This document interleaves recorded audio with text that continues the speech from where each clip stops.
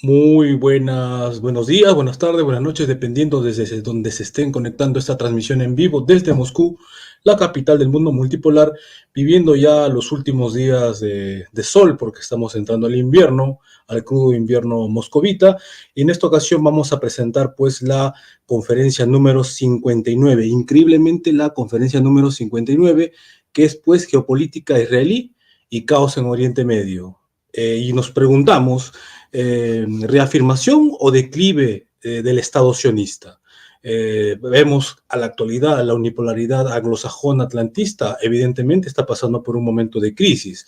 Hay nuevos actores que están proclamando un nuevo orden mundial, un espacio en este nuevo orden internacional, entre comillas, orden, porque cualquier cosa parece menos orden, y al mismo tiempo y en paralelo vemos que Israel también se encuentra en una situación por demás complicada, ¿no? Reactivando enemigos históricos en esta castigada región por la guerra, que dicho sea de paso es una de las placas geopolíticas más importantes, entendiendo por placa geopolítica aquellas que proyectan siempre su influencia más allá de sus espacios continentales, ¿no? Europa Oriental es una placa geopolítica que ya está activada, Oriente Medio más que activada, y lo próximo que se verá será lo que es el Indo-Pacífico con Taiwán, o sea, definitivamente el mundo se encuentra en un momento bastante complejo, ¿no? Con, por supuesto, potencias nucleares en estado bélico.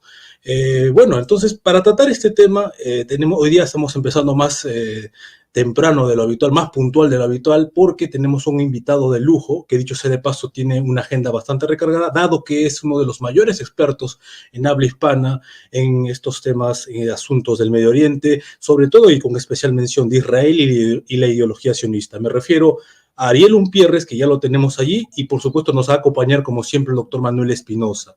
Ariel Umpierres, muy poca presentación amerita, dado que es un conocedor profundo y ampliamente reconocido en el ámbito internacional, con especial mención, como digo, por estas cuestiones de Oriente Medio y Israel en específico.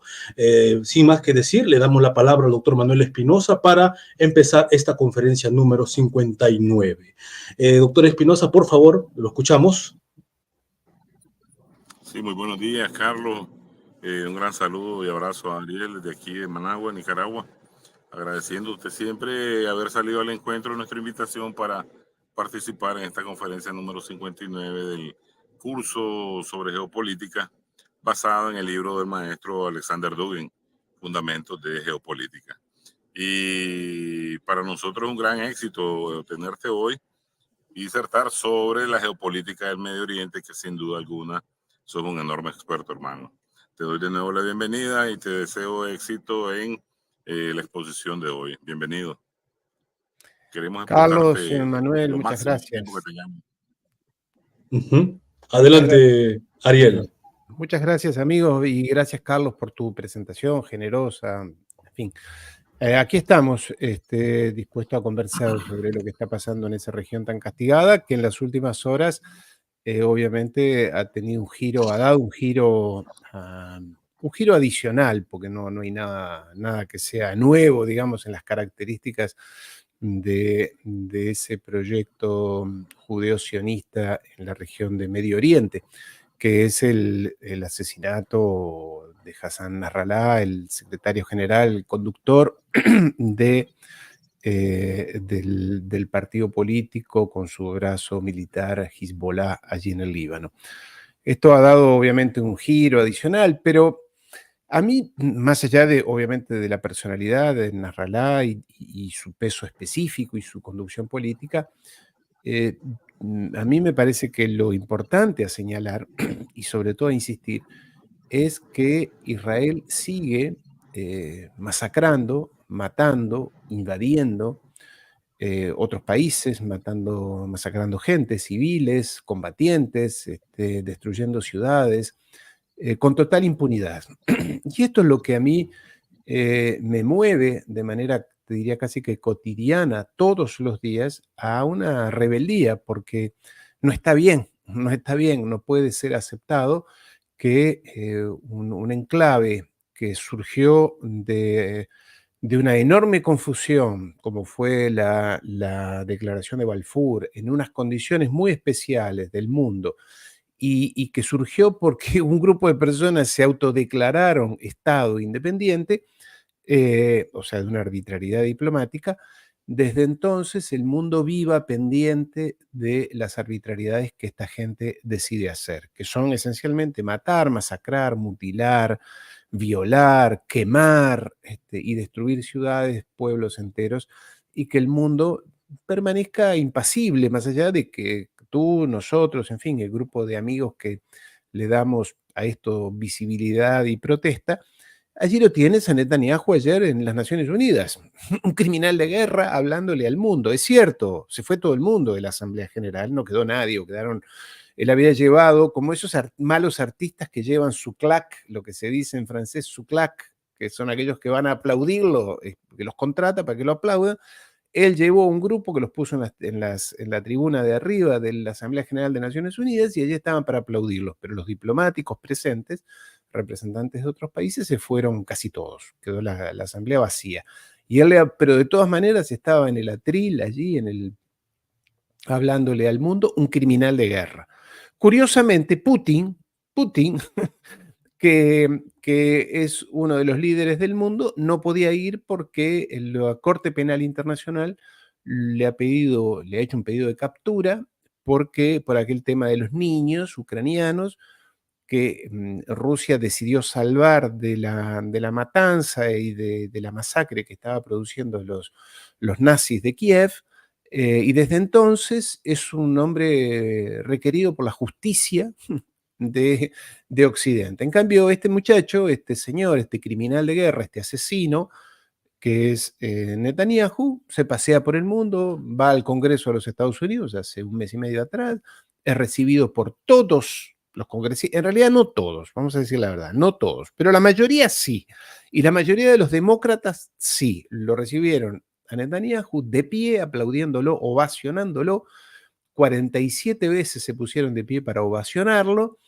mientras él decía que iba a masacrar al mundo. Efectivamente, salió de allí y al día siguiente Israel incursionó, puso una bomba en Teherán, en Irán, para matar a Haniyeh, el líder político de Hamas. O sea, fue allí, lo aplaudieron, al día siguiente dio la orden de que lo matara. Es más, él dijo que había dado la orden.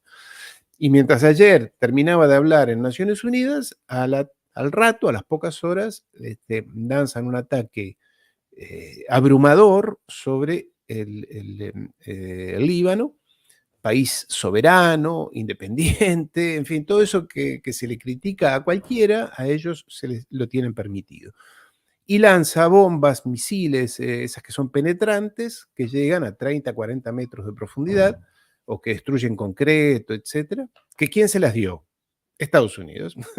Estados Unidos les da el 70% de las bombas que Israel tira sobre los palestinos, el otro 30% se lo dan a Alemania y Francia, principalmente al Reino Unido. Y bueno, y aquí estamos viendo cómo masacran a hermanos palestinos, a niños. Yo ayer tuve la oportunidad de entrevistar en directo por mi canal de YouTube a un médico palestino desde un hospital, el hospital europeo en Gaza, y este hombre contaba con las dificultades de la transmisión, que se cortaba, etcétera, que allí no hay agua, no hay alimentos, no hay medicinas, en fin, no hay los cuidados básicos que se le puedan brindar a la población, y esto es un genocidio. Y mientras tanto, Carlos, Manuel, y abuso de la confianza de ustedes para ser un poco más largo y decir que a su vez, la población de Israel, los civiles de Israel, están de acuerdo con eso. Porque en Occidente, y sobre todo en las grandes cadenas occidentales, se habla de lo que hace Israel. Bueno, obviamente que nadie dice está lindo lo que hace Israel. Dice, no, está mal. Todo el mundo dice que está mal. Nadie le busca soluciones. Los cínicos de Estados Unidos dicen que está mal, pero le siguen mandando las bombas. Entonces no está tan mal. Pero lo curioso es que no muestran que la ciudadanía, los ciudadanos de Israel, están de acuerdo con eso. 80% de los ciudadanos de Israel están de acuerdo con esa masacre. Y dicen que es culpa de los palestinos no dejarse someter por Israel, que son el pueblo elegido.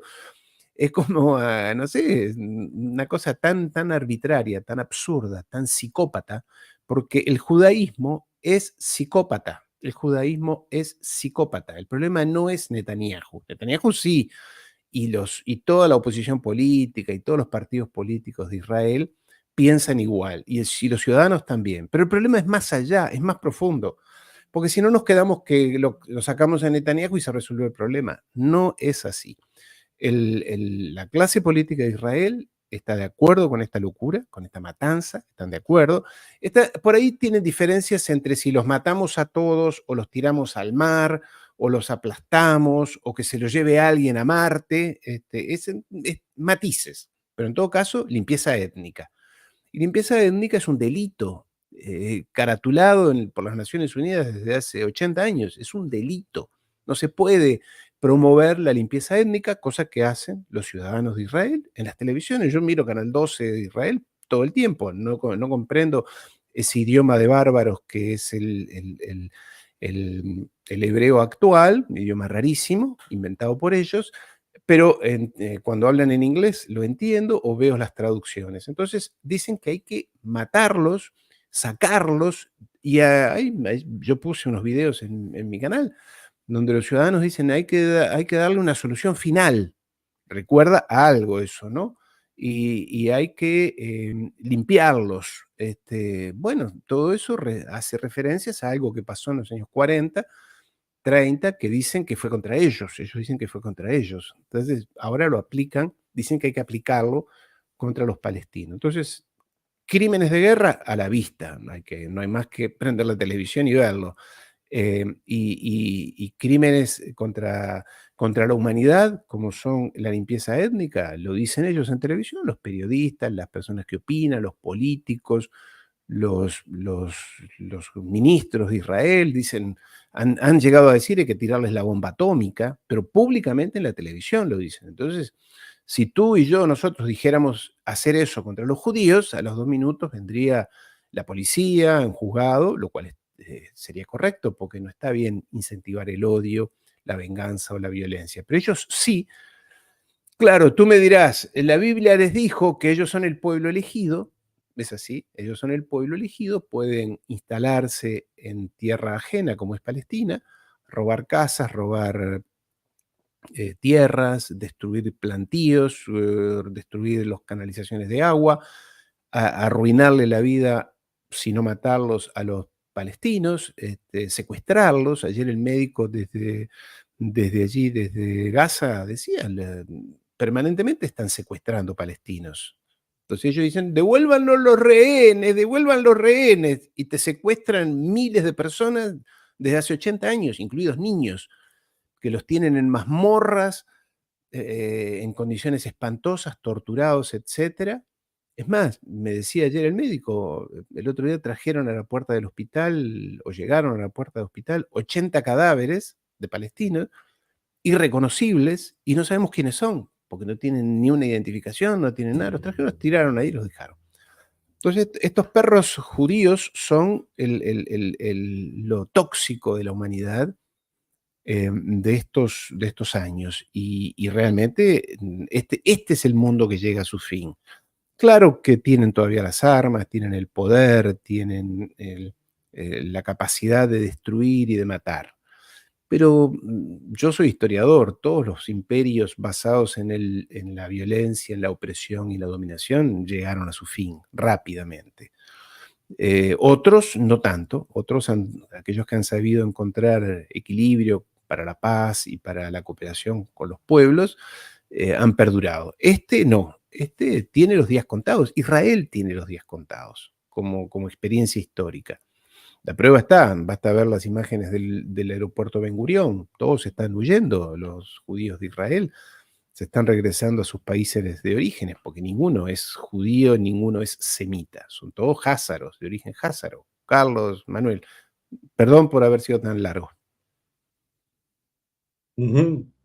Tranquilo. Doctor Manuel Espinosa, le damos la palabra. Sí. Ariel, muchas gracias por la primera parte de tu intervención. En el contexto de aquel discurso que Netanyahu se lanzó en la Asamblea General de la ONU, donde demostró un mapa sin fronteras de la región del Medio Oriente. Lógicamente, él está hablando sobre una reconfiguración geopolítica total de toda la región. Inclusive los ánimos de abrir un segundo canal para tener el acceso al Mediterráneo sin el control de países árabes, de puertos, de estrechos, etc. La pregunta es, los árabes no pueden creerle la historia a ellos, que son los elegidos de Dios. En estos días, Petro de Colombia dijo que los elegidos de Dios es la humanidad entera. Y esa es la que está muriendo. Y si muere Gaza, muere la humanidad. ¿Por qué? Porque algo dantesco, impune, como lo que has descrito, como lo que está sucediendo allá, la humanidad no lo puede detener.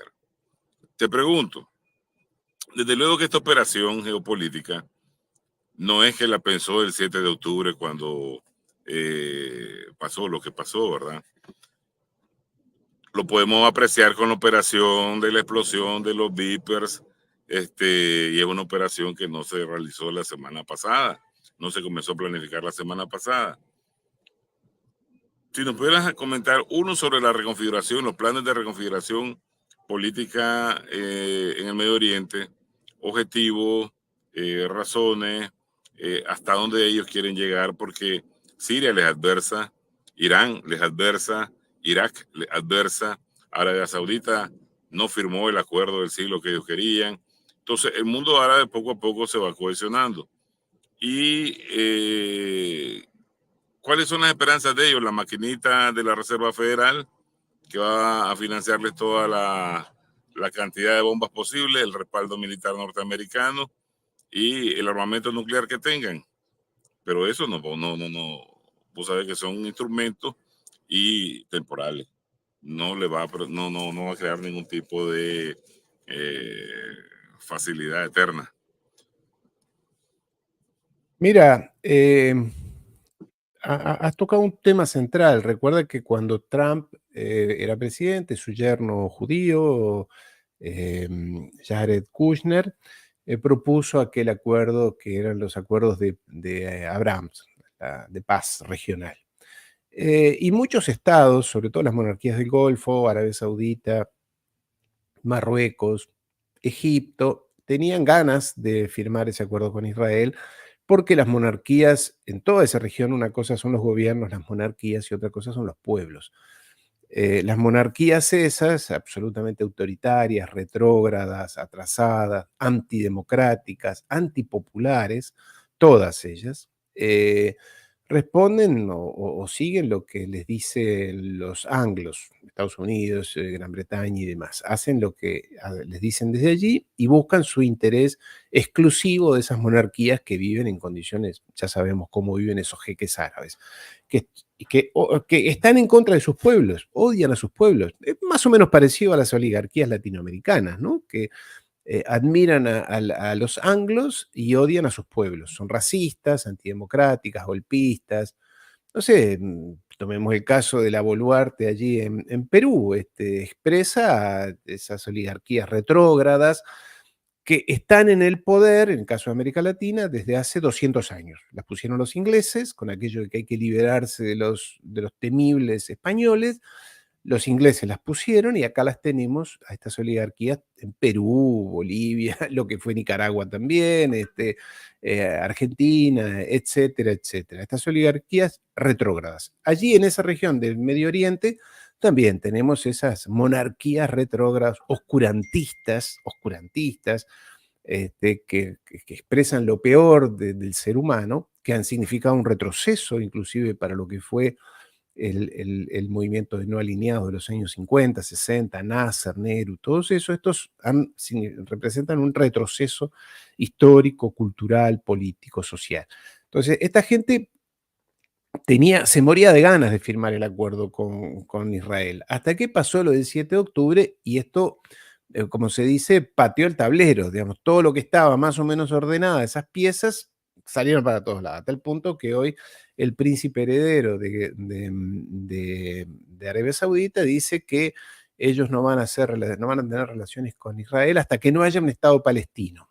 Algo que como no se sabe qué quiere decir en la cabeza de nadie hoy en día. Entonces, el problema acá es que en Israel se han radicalizado las posturas más, se han radicalizado y se han generalizado las posturas más retrógradas del judaísmo, que es, mira, aquí lo tengo, que se basa exclusivamente en esto, en la Biblia, sobre todo en la Biblia hebraica, donde en el Génesis, Génesis 15, 16, Yahvé, el Dios de ellos, les dijo, voy a dar a tu descendencia la tierra desde el Nilo hasta el Éufrates.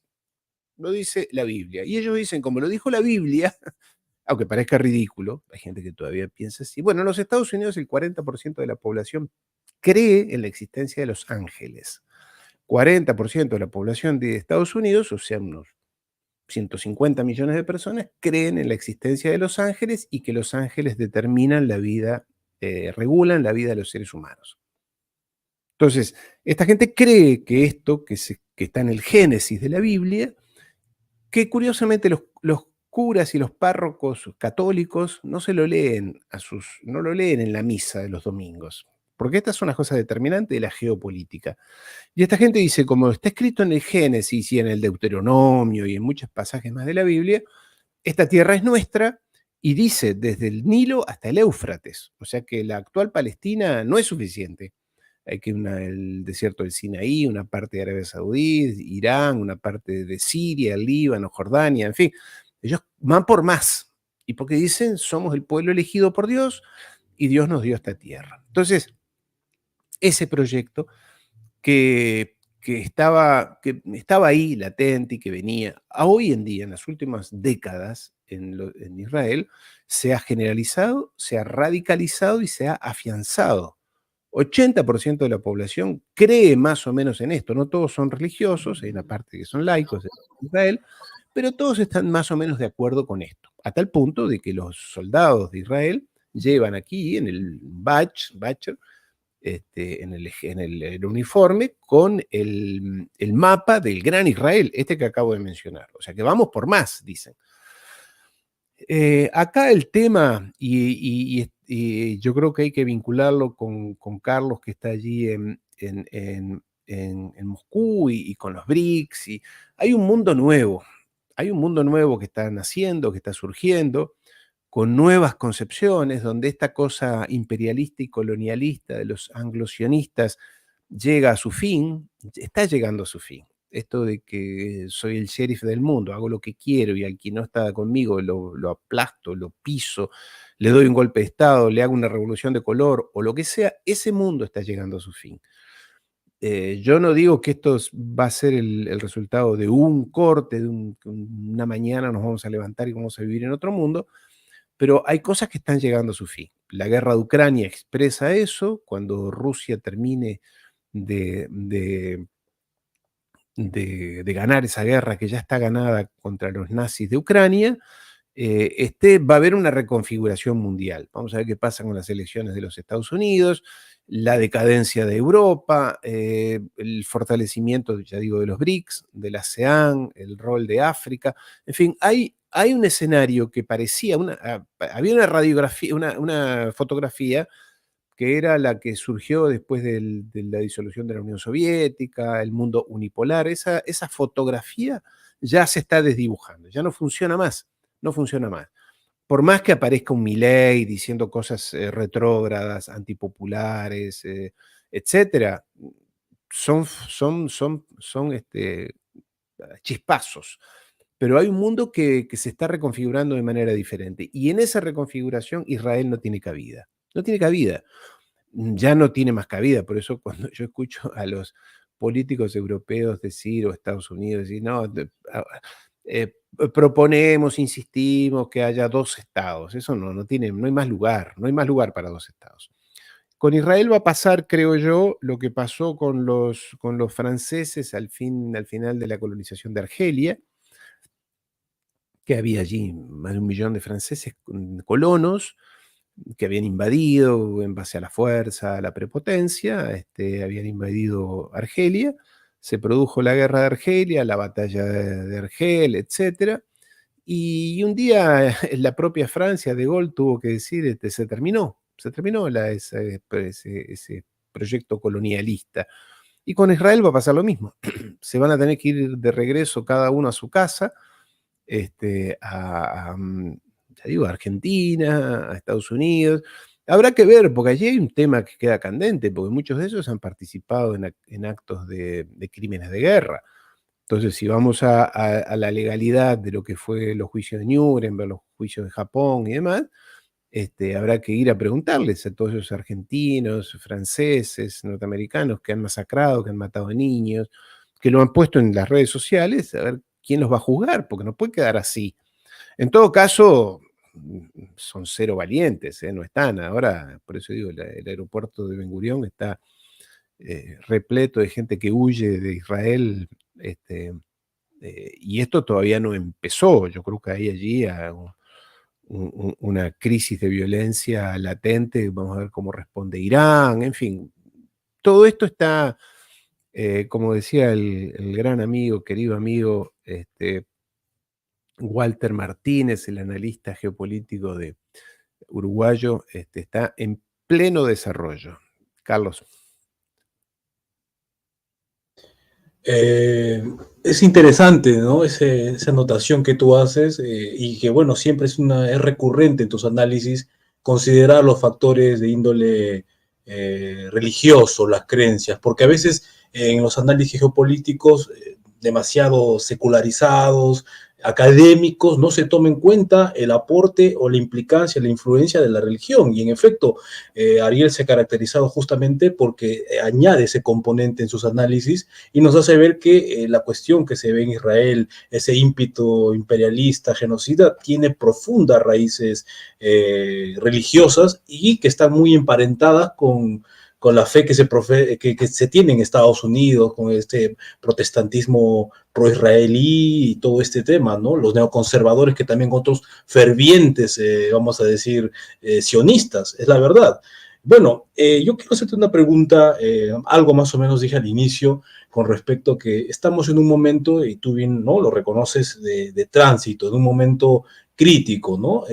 Hay un dicho que no sé exactamente quién lo formuló, pero me parece muy interesante para poder ver cómo es que analizar lo que estamos viendo, es todo imperio muere matando, ¿no? Estamos viendo cómo el hegemón anglo-sionista, angloamericano, el atlantismo también que se le llama, está entrando en un periodo de bastante turbulencia, muy convulsionado. Está armando, no olvidemos que cuando cayó el Imperio Británico, cayó con guerras en los 5 continentes y algo parecido está aconteciendo y al mismo tiempo vemos que el país más protegido por este atlantismo, por este anglo-americanismo que hemos conocido siempre, de todas maneras, siempre ha sido y sigue siendo Israel.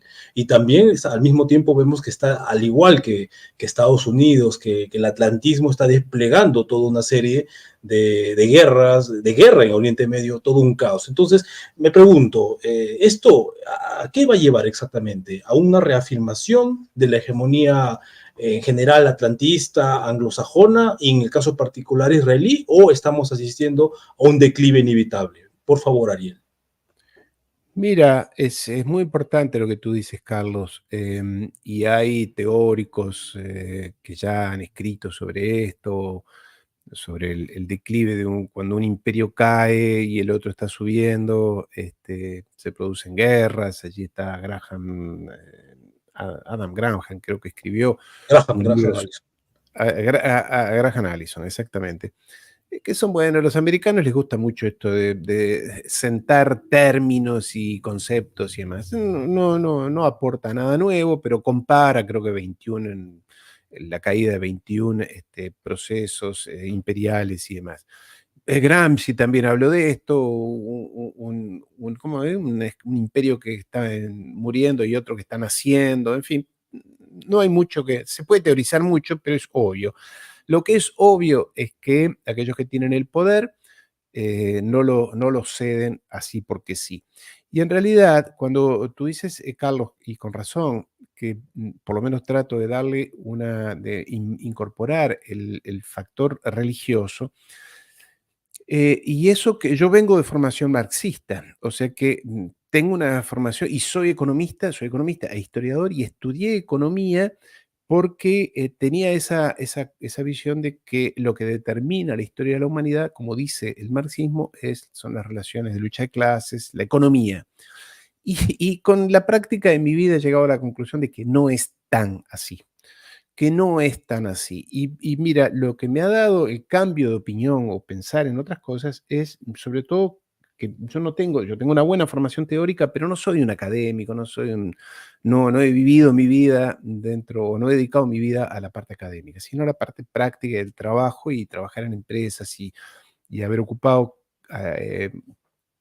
lugares importantes dentro de grandes empresas. Pero a lo que voy es a esto, que lo que me ha permitido es ver cómo funciona la gente de poder real, la gente que tiene el poder real.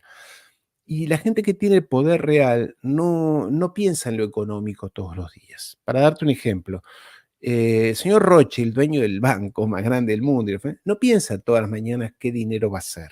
El dinero está, se reproduce, tiene gente que se ocupa de hacérselo, de aumentarlo, y lo que piensa es esencialmente esas personas, esas pocas personas que son las que de verdad condicionan el curso de la humanidad, cuál es su misión en la vida. Aunque no lo creas, yo insisto con esto porque no espero que sea bien entendido.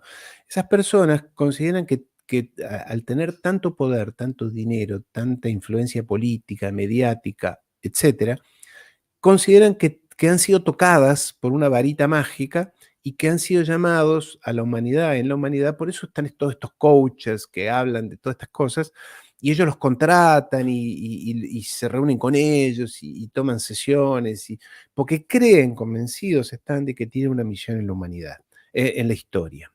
¿Y cuál es esa misión? Es esencialmente de ordenarnos al resto de los humanos, que somos simples humanos, en base a una serie de principios y de visiones, de una cosmovisión que tienen ellos. Y ahí es donde entra lo religioso, ahí es donde entra lo religioso.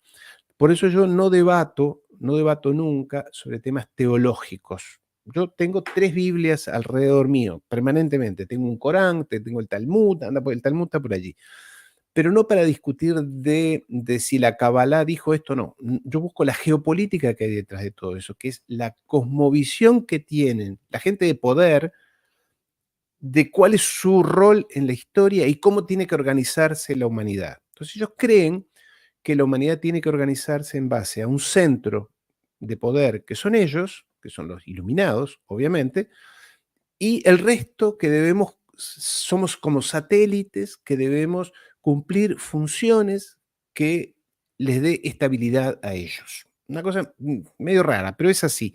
Entonces, si uno no incorpora el estudio de la teología o el estudio de las religiones, leer lo que ellos leen, escuchar lo que ellos dicen, verlos, no entiende la geopolítica mundial. Entonces se queda con que el mundo está entre derecha e izquierda, para sintetizarlo, ¿no? Entre relaciones pura y exclusivamente económicas, y las relaciones del mundo en la humanidad no son solamente económicas. Obviamente que son importantes, de eso vivimos, pagamos nuestras cuentas, tratamos de mejorar nuestras condiciones de trabajo, salariales, etcétera. Pero no todo es economía. Entonces, si uno no discute los temas esenciales y no los combate en el ámbito de la cosmovisión, te ganan siempre, porque siempre tienen un recurso adicional. Por eso hay que pelear contra el judaísmo, no contra el sionismo. El sionismo surgió hace 100 años, en realidad surgió en el siglo XVI, pero se consolidó hace 100 años. Y esta relación tóxica que tiene esta gente perdura desde hace 2000 años, sobre todo en Occidente. Entonces no entendés qué pasó en la Edad Media, por qué los expulsaron de todos lados, por qué existían los guetos, que en realidad no eran guetos, eran juderías, completamente diferentes. Entonces hay que leerlos a ellos, hay que estudiarlos a ellos, hay que estudiarlo a Bernard Lazare, bueno, un historiador judío francés del principio del siglo, y a Ilan Papé y todos estos judíos historiadores que critican duramente el judaísmo, no solamente el sionismo. Entonces, esto es lo que hay que incorporar y yo creo que cuesta un poco porque todavía, sobre todo quienes vienen de una orientación más de izquierda, están muy atados al materialismo histórico de Marx. Recordemos que Marx era judío, nieto de un rabino de la Europa central, de allí de la Alemania, toda esa región, donde el que primó fue Jacob Frank, el gran mesiánico. Y si uno no estudia a Jacob Frank, que nadie estudia, no entiende qué ha pasado en el mundo con la escuela de Frankfurt, con el humanismo alemán, no entiende, dice, todo eso salió, los neoconservadores, mencionaba los neoconservadores norteamericanos. Si uno no estudia a los filósofos de esa escuela, que tiene una cosmovisión completamente diferente, enraizada en el judaísmo mesiánico de Jacob Frank, de Sabbatai Zevi, en la Europa central, del siglo XVII, del siglo XVIII. No se entiende la Revolución Francesa. La Revolución Francesa, todos creíamos, yo soy francés, y estudié la Revolución Francesa, que era obra de los masones, pero no entiende el judaísmo, no entiende el origen del Imperio Británico, porque allí hay una fusión entre el judaísmo marrano de la Holanda del siglo XVII, el puritanismo de Oliver Cromwell de la Inglaterra del siglo XVII, el que masacró a los católicos de Irlanda. No entiende, dice, bueno, esto fue yo escucho permanentemente, las guerras actuales se hacen por dinero. Y no es así, no es así. Yo lamento a los hermanos y amigos muy atados al marxismo. No es así. Netanyahu no lucha por dinero. Netanyahu lo que está haciendo no lo hace por dinero, lo hace porque cree efectivamente que Israel es el pueblo elegido, tiene un rol mesiánico y tiene un rol tiene que acelerar la llegada del Mesías, que es lo mismo que piensan, lo que tú decías, los evangélicos de los Estados Unidos. Ellos son milenaristas, son cristianos, estos son judíos, unos reconocen que ya llegó el Mesías, los cristianos de los Estados Unidos, pero dicen que va a volver, y va a volver al final de los tiempos. Por eso son milenaristas, va a encadenar a a Satanás, Jesús llegará, encadenará el Antiguo Testamento, ¿no? Hay que leer San Juan. Y estos otros, que son los mesiánicos, judíos mesiánicos, dicen que va a venir el Mesías al final de los tiempos, al final de grandes catástrofes, guerras, violencias, masacres, epidemias, etc. Y que ahí va a venir la felicidad del mundo, la redención del mundo. Y la redención del mundo consolidará la primacía del pueblo de Israel sobre el resto de la humanidad. Entonces, si uno no entiende eso, se queda con que esto son luchas de poder económica, el petróleo, el litio. Eso es la superficialidad. Eso es no conocer el poder. Toda esa gente que habla así es porque no conoce el poder. Lo lee en libros, que yo también leí, pero no entiende cómo funciona la gente de poder de verdad. Susan Rice, Victoria Nudelman, Jack Sullivan y demás, no buscan el petróleo de Irak. El petróleo de Irak se lo compran. Nadie quiere invadir Venezuela por el petróleo. Le tocan timbre a Maduro y Maduro se los vende. ¿Cuál es el problema? ¿Cómo alguien puede decir una estupidez así? Que quieran invadir Venezuela por el petróleo. Eso no conocer cómo funciona ni una gran empresa ni cómo funcionan los neoconservadores. Era más fácil comprarle el petróleo a Saddam Hussein que matarlo y armar tremendo despelote en todo. No pudieron sacar petróleo durante casi 10 años en malas condiciones. Tuvieron unos problemas enormes, perdieron plata, les costó en la ecuación económica. Estados Unidos perdió más plata en Irak que lo que recuperó. ¿Y por qué lo hicieron? ¿Porque son bobos? No, lo hicieron porque tiene una convicción, una cosmovisión diferente, que la expresó el propio...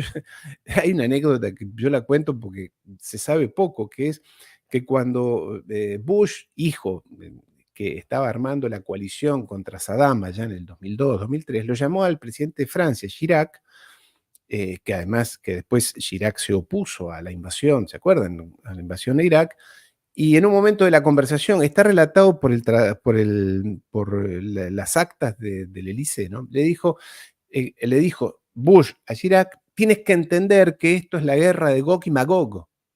Gog y Magog es una apelación a la Kabbalah, o sea, contra el mal. Y Chirac, que no entendía nada de una enorme cultura, pero esto no lo entendía, dice que no entendió y tuvieron que llamar a un experto biblista a que explicara qué era Gog y Magog. Entonces, esta gente tiene una cosmovisión que va más allá de lo económico y va muchísimo más allá de lo económico, muchísimo más allá. No un poquito, mucho más allá de lo económico. Entonces, hay que incorporar el factor teológico o cosmovisión religiosa. Creo yo, de eso estoy convencido y trabajo para eso, porque si no uno se queda en la superficie. Carlos, perdona. No, completamente de acuerdo, en efecto, sin incorporar este elemento, no en un sentido, vamos a decirlo, de que alguien profesa, ¿no? De creencia, sino como categoría de análisis, para enriquecer, ¿no? Una perspectiva, si se quiere, sociológica y las implicancias geopolíticas que esto tiene, por supuesto, antropológicas, sociológicas, con implicancias en la geopolítica que Ariel, pues, es un experto en esto, desde ya siempre recomendamos sus espacios que si quieren, ¿no? Profundizar en este pensamiento muy inusual, ¿no? Porque la academia es justamente, como él menciona, tomada por pensamientos seculares, ilustrados, como que hablar de esos temas se queda la gente que, ¿no? Como que no entienden. Pero sin embargo, más allá de los que puedan o puedan entender o no puedan entender, esto es una realidad, ¿no? Las élites de poder se mueven por criterios ideológicos religiosos, yo diría. Al final de cuentas, en su sentido más despectivo, la religión viene a ser una ideología, en este caso, una ideología bastante destructiva, bastante terrible visión del mundo que tiene el judaísmo-sionismo y históricamente avalado por el anglosajonismo. Es la verdad, ese es el tándem que se tiene que comprender y que está en declive y que está cambiando el orden mundial. Bueno, doctor Manuel Espinosa, para ir cerrando, porque nuestro invitado, por supuesto, tiene una larga agenda hoy día, dado el contexto tan apremiante en Medio Oriente, el asesinato de Nasrallah, comprendemos perfectamente y, por favor, adelante, doctor Manuel Espinosa. Sí, quiero explotar la experiencia y el expertismo de Ariel en cuanto a su praxis como asesor de diversos altos componentes del Deep State, del Estado profundo. Trump asegura que al día siguiente, o cuidado antes, dice, termina la guerra en Ucrania. Pues nadie sabe cómo, pero ya lo aseguró. Pero ya aseguró de que Irán está haciendo interferencia en sus elecciones, está encontrando la excusa, la medida para reventar a Irán. Parece que ya el Deep State, o no sé quién, le agendó a Trump que en caso de que gane, pues el principal adversario va a ser Irán. Que eso se mueve como una ficha más del plan de dominó de Israel en la región a futuro, ¿verdad? Israel solo no puede ganarle a Irán. ¿Cuáles serían tus comentarios sobre esto, hermano? Bueno, en realidad, Manuel, ha cambiado. Sabemos que Trump es un hombre muy voluble, muy cambiante. Él dijo eso hace unos días y ahora cambió. Ahora dijo que no, que Irán no está detrás de sus atentados o posibles atentados. Dijo que ahí corrige. Y también corrigió lo de invadir Irán. Esto fue antes de ayer. Dijo que no, que bueno, que habrá que ver con Irán. Es más, que está dispuesto a reflotar. Mira tú, cambió 180 grados con respecto a lo que había dicho 4 o 5 días antes. Está dispuesto a reflotar el acuerdo nuclear con Irán. El problema aquí es, y pasa allí y pasa en todos los países del mundo, por lo menos en Occidente, y es que tú tienes que durante décadas, años y décadas, se consolida, se encaraman, se consolidan en el poder grupos de poder que son funcionarios de mediana importancia, no son ni siquiera ministros, que son los que están allí, que están y cambian los gobiernos, cambian los partidos políticos, y siempre están allí. No son ni siquiera los ministros, que esos sí cambian, ni los diputados. Y uno tiene en Occidente la fantasía, porque es una fantasía, de que la llegada de un nuevo presidente, de un nuevo partido político, de una nueva estructura política, superestructura, cambia todo. Y no es así. Y menos aún en los Estados Unidos. En los Estados Unidos el presidente tiene bastante poco poder real. Tiene toda esa cosa que aparece en la televisión, ese servicio secreto y el avión y la limusina y él que habla, pero él aprieta botones y no funcionan los botones, entre otras cosas porque en los Estados Unidos funciona mucho el poder del Congreso de los Estados Unidos. Allí está el poder, porque allí está el poder del dinero. Es decir, si el presidente quiere hacer una guerra, quiere cambiar un acuerdo comercial, quiere hacer algo, bueno, todo eso tiene impacto en el presupuesto, en el dinero, en los gastos y demás, y quien tiene el poder de asignar dinero o no es el Congreso. Entonces, bastante poco poder tiene. Y menos aún poder tiene el presidente para cambiar estructuras. Decir, bueno, cambio el FBI, que se vayan todos el FBI. No, ¿te acuerdas de Hoover? El director del FBI tuvo, no sé, 40, 50 años. Y los tenía a todos los presidentes con las carpetas, con ocultas, unos de los infidelidades amorosas, de las inclinaciones sexuales, de los negocios, de esto, de lo de otro. A todos los tenía, como los tiene Puff Diddy ahora, a muchos famosos, con filmaciones, secretos ocultos, o los tuvo la red Epstein, y toda esa gente no permite que un presidente llegue y diga, bueno, cambio toda la estructura del FBI, de la CIA, no se puede hacer. Y allí es donde los poderes de verdad tienen mucha incidencia, han generado fidelidades, han incidido en la mentalidad de todos esos funcionarios, que digo intermedios, pero no son tan intermedios, ¿no? Obviamente. Y es allí donde hay poder de verdad, porque durante décadas se ha hecho lobby con esa gente. Los neoconservadores han penetrado toda la estructura, por eso el famoso Deep State, o el Estado profundo de los Estados Unidos. Lo conozco perfectamente bien, he trabajado con ellos. Y son funcionarios que nadie los conoce, nunca lo viste en televisión. Por eso yo siempre digo que mis fuentes son el Café Milano de Washington. Para quienes conocen Washington, está allí en el barrio Georgetown. Y que van a cenar allí, a tomar drink y cambian. Y nadie los conoce. Entonces tú ves a 3 personas conversando. Y dices, ¿quiénes serán estos? Bueno, esos 3 son uno de la CIA, otro del FBI, otro del Departamento de Estado, que están tomando decisiones. Y después lo condicionan al secretario de Estado, después al secretario de Justicia, son los que llevan las carpetas al presidente, y el presidente, que no tiene la menor idea de nada, dice, bueno, será esto. Yo doy el ejemplo de Obama. Obama era un negrito simpático, muy carismático, que había trabajado toda su vida en ONGs, en una iglesia allí en Chicago. En realidad es más complejo porque su abuela trabajaba para la CIA, pero digamos, allí en Hawái. Pero era de ahí. Y un día ese muchacho, que además nunca había ocupado ningún cargo más que de senador federal de su estado, allí en Illinois, llegó a presidente. Y no sabía ni dónde quedaba Washington, ese hombre.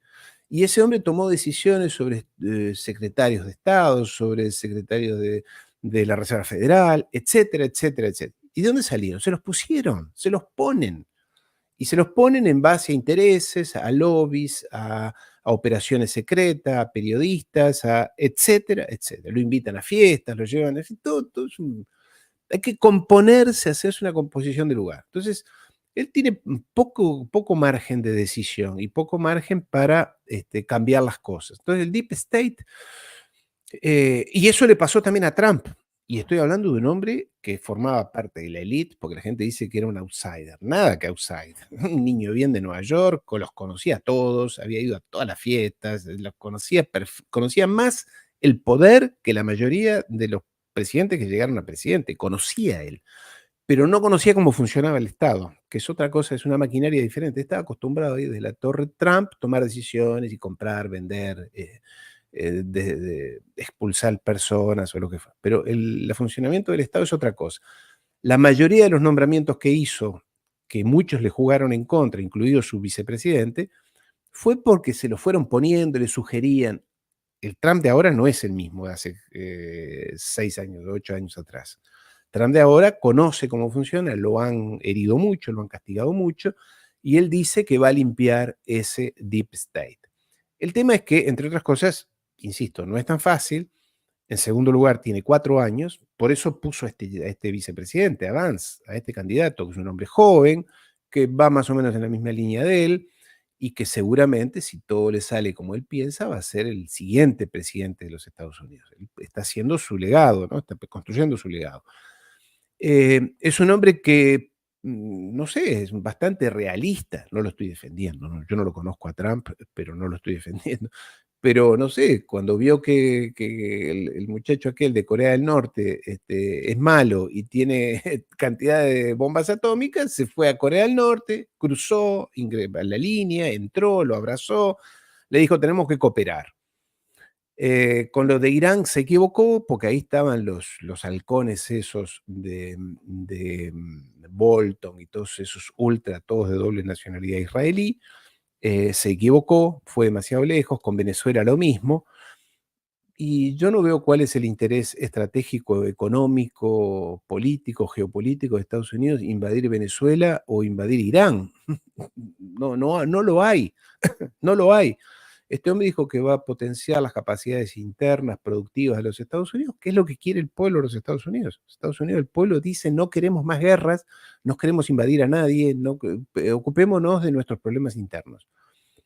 Entonces, el tema es saber hasta dónde este hombre, si es Trump, que yo creo que va a ser el que gane, va a tener el tiempo y la cintura política para domar ese monstruo que es el Estado profundo, que en realidad es un entramado de intereses, de lobbies, de negocios, de carreras. No todo es económico. Muchos funcionarios se venden por su carrera, por mantenerse por tener un puestito mejor, porque sus hijos pueden estudiar en una universidad mejor. Ese entramado está muy, muy, muy consolidado en los Estados Unidos, muy consolidado desde antes de Clinton. Y con Clinton y con los Bush y con Obama se terminó de consolidar. Entonces, entre otras cosas, porque los presidentes son grandes ignorantes, son gente que no tiene una visión, no tiene formación. También le aqueja a Trump, salvo Obama, que el resto de los presidentes no se pueden concentrar 2 minutos en un tema. Y tú les vas a hablar de la invasión a Irán y tendrías que empezar con los persas, en fin, con cosas que uno dice: mira, cuidado con esta gente, hace 5.000 años que están ahí, saben cómo hacer las cosas. Estos tipos no pueden escuchar más de 2 minutos un tema, no leen nada. O sea, estás frente a un escenario de gran ignorancia, embrutecimiento, y encima esta ideología de que somos el pueblo elegido. No, yo lo hago porque somos los más fuertes del mundo, porque compran lo que las mismas películas de Hollywood les venden a ellos. Es como, ¿te acuerdas? Como Reagan, que lo único que miraba eran películas de cowboy, y creía que el mundo se organizaba en torno a las películas de cowboy que él había incluso interpretado algunas. Somos los más fuertes, la caballería, hacemos lo que queremos, matamos al mundo, porque somos los que tenemos la verdad, ¿no? El pueblo elegido, el destino manifiesto. En fin, Manuel. Agradecido con tu respuesta, Ariel. Realmente no te queremos quitar más tiempo. Sabemos que estás bien comprometido, hermano, y un honor tenerte siempre en este diplomado, en este curso. Siempre sos bienvenido y muy querido. Un gran abrazo. Gran abrazo, Manuel. Muchas gracias por la invitación. Carlos también, muchas gracias. Es un placer estar aquí y compartir con ustedes algunas ideas. Después, todo esto hay que contrastarlo, hay que ver qué piensan otros que tienen mayor formación y experiencia, ¿no? Así que por mi parte, muchísimas gracias.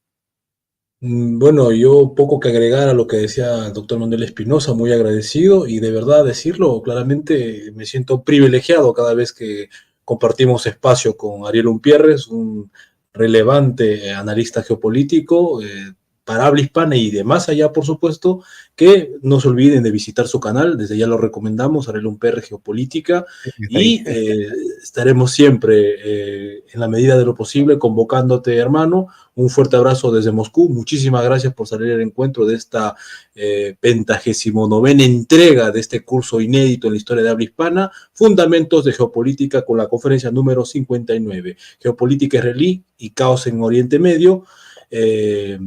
Ya lo tuvieron. Entonces, un fuerte abrazo a todos. Hasta la próxima. Un fuerte abrazo a Ariel. Doctor, saludos cordiales. Trabajo, Carlos, felicitaciones. Gran trabajo. Muchas gracias, entonces. Claro.